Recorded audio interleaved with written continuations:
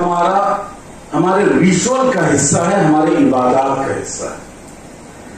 اسے عام زندگی کے مسائل سے جوڑ کر نہیں دیکھا جا سکتا.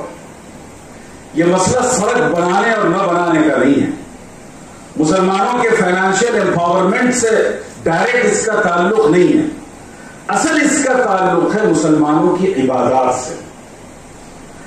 اللہ تعالیٰ نے ہمیں بتایا کہ وما خلقت الجن والانس الا لیعبدون. ہم نے انسانوں کو اپنی بندگی کے لیے پیدا کیا ہے، اور بندگی کے دو راستے اسلام نے ہمیں بتائے ہیں. ایک راستہ اللہ کی ورشپ، پوجا، پرارتھنا اور اس کی عبادت، نماز کے ذریعے، زکات کے ذریعے، حج کے ذریعے، روزے کے ذریعے. اور دوسرا راستہ ہے انسانوں کے ساتھ خیر خواہی کے ذریعے. یہ دو راستے ہیں اللہ کی بندگی کے. نماز ہم صرف اللہ کے لیے پڑھتے ہیں، روزہ صرف اللہ کے لیے رکھتے ہیں، حج صرف اللہ کے لیے کرتے ہیں. لیکن آپ دیکھیے کہ ہم پر زکات بھی فرض کی گئی کہ ہم اپنے اثاثے اور اپنی ملکیت کے 2.5% کا ہر سال غریبوں پر خرچ کریں، ضرورت مندوں پر خرچ کریں.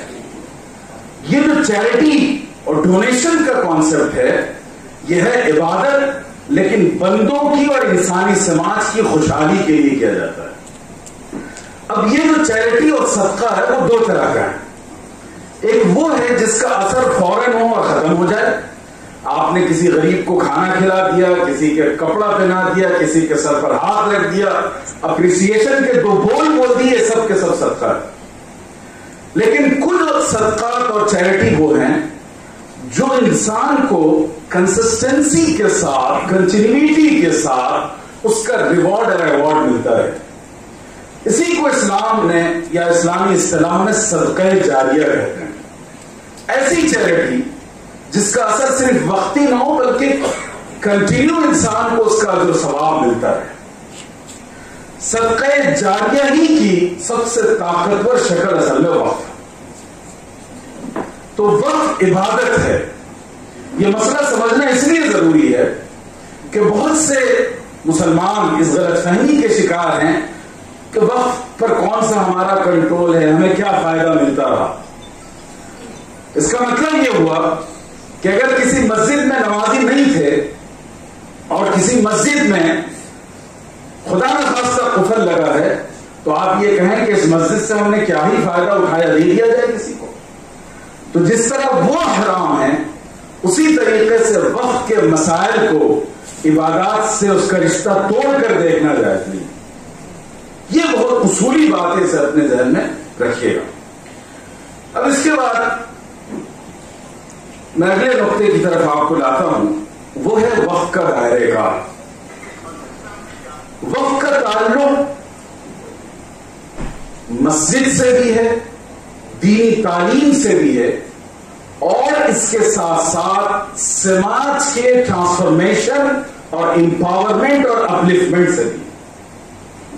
یہی وجہ ہے کہ آپ پوری اسلامی تاریخ کا مطالعہ کریں، اسلامک کلچر اور سویلائزیشن کو دیکھیں، تو آپ کو پتہ چلے گا کہ ہیومن ڈیولپمنٹ اور امپاورمنٹ کے جتنے کام ہیں وہ حکومتوں سے زیادہ اوقاف کے ذریعے انجام پائے.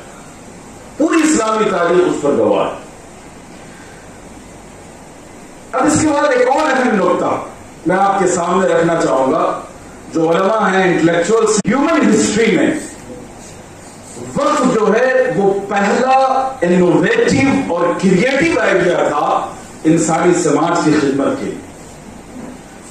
یہ وہ انسٹیٹیوشن ہے جس نے بہت بڑے پیمانے پر انسانی سماج کے ریفارم اور ٹرانسفارمیشن کے لیے کردار ادا کیا ہے، اور اس کو کریٹ کیا ہے مسلمانوں نے. انسانی تاریخ میں وقت کا، انڈورمنٹ کا رواج رہا ہے، سے میں انکار نہیں کرتا. رومن سویلائزیشن میں، پارشین سویلائزیشن میں، اور ہندوستان میں اس کی مثالیں ملتی ہیں. لیکن ایک بہت بڑا فرق ہے. ان مذاہب میں، ان سویلائزیشنز میں جو انڈورمنٹ کا نظام تھا وہ صرف مذہبی مقاصد کے لیے ہوتا تھا. मंदिरों के लिए वक्फ किए जाते थे, चर्चेस के लिए वक्फ किए जाते थे। लेकिन इस्लाम ने इंसानी तारीख में सबसे पहले वक्फ के नाम से एक ऐसे इंस्टीट्यूशन की बुनियाद रखी जिसने मजहबी के साथ साथ इंसानी खिदमत के शोबे को अपने अंदर लिया। तो ये मुसलमानों का इनोवेशन है, मुसलमानों की इख्तिरा है, और पूरी दुनिया को मुसलमानों ने ये मॉडल दिया है। मैं इसका एक कंपैरिजन करके आपको बताऊं कि देखिए, पहली सदी हिजरी से मुसलमान वक्फ करते आए हैं, मुसलमानों ने बड़े पैमाने पर अंजाम दिया, और ये बहुत बड़ी तब्दीली है कि मिल्ली मसाइल में हमारे सड़क पर चलता हुआ आम मुसलमान शामिल हो गए। ये हमारी मजहबी क़यादत की कामयाबी है। दूसरा काम है अभी के जेपीसी से नुमाइंदगी करते रहिए। मैंने जब नुमाइंदगी की और हैदराबाद में जब ये डेलीगेशन आया था, उन्होंने अप्रिशिएट किया, बहुत तवज्जो से सुनते हैं, और उसमें सारे उनकी टीम का एक बड़ा हिस्सा वहां मौजूद रहती है। जरूरत इस बात की है कि अलग अलग ऑर्गेनाइजेशंस, एनजीओ की तरफ से रिप्रेजेंटेशन हो। आप ये ना सोचिए कि मिली काउंसिल ने कर दिया या बोर्ड ने कर दिया या जमीयत ने कर दिया तो हो गया काफी, नहीं। अलग अलग एनजीओ की तरफ से जो हमारे पास डायवर्सिटी पाई जाती है, उन सब की तरफ से नुमाइंदगी होनी चाहिए, ताकि उनको ये महसूस हो कि ये मुसलमानों का एक गिरोह इसकी मुखालफत नहीं कर रहा, बल्कि सारे मुसलमान इसकी मुखालफत कर रहे हैं। मुझे बताया गया कि आप लोग कोशिश कर रहे हैं जेपीसी को कलकत्ता बुलाने की। भरपूर कोशिश कीजिए, बुलाइए, और बुलाकर उनके सामने अपना मौक़िफ़ रखिए।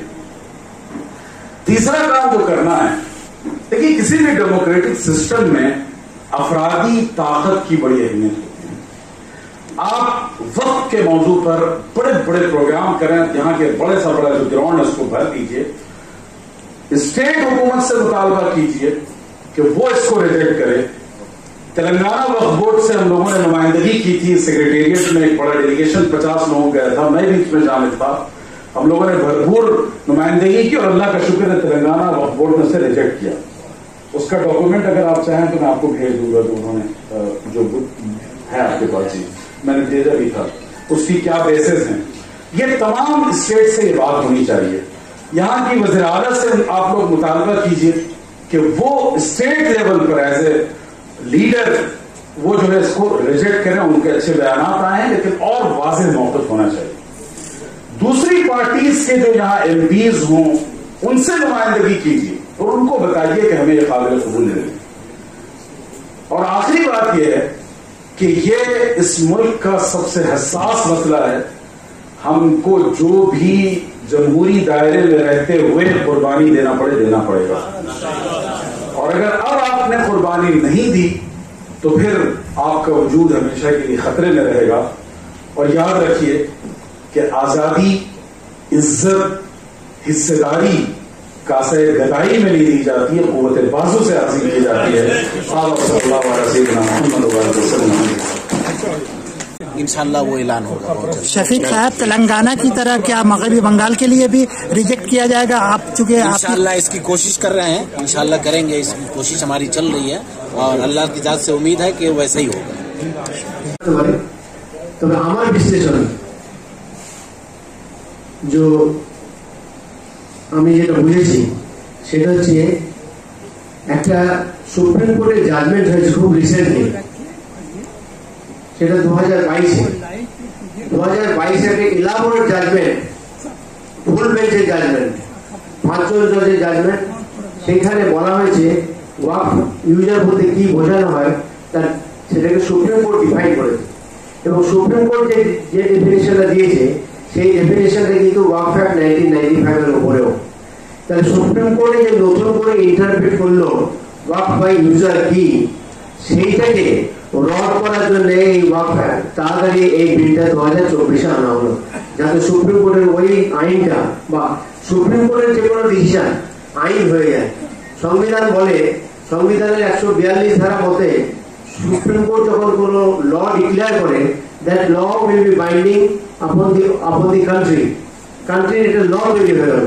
যে 2022-এ যে আইন সুপ্রিম কোর্ট যে ডিক্লারেশনটা দিলেন যে ওয়াক বাই ইউজার এই ভ্যালিড ওয়াক, সেটাকে কিন্তু আইন করে বন্ধ করার চেষ্টা করা হচ্ছে, যার জন্য তড়িঘড়ি করে 2024-এ এই ওয়াক অ্যামেন্ডমেন্ট বিলটা আনা হয়েছে।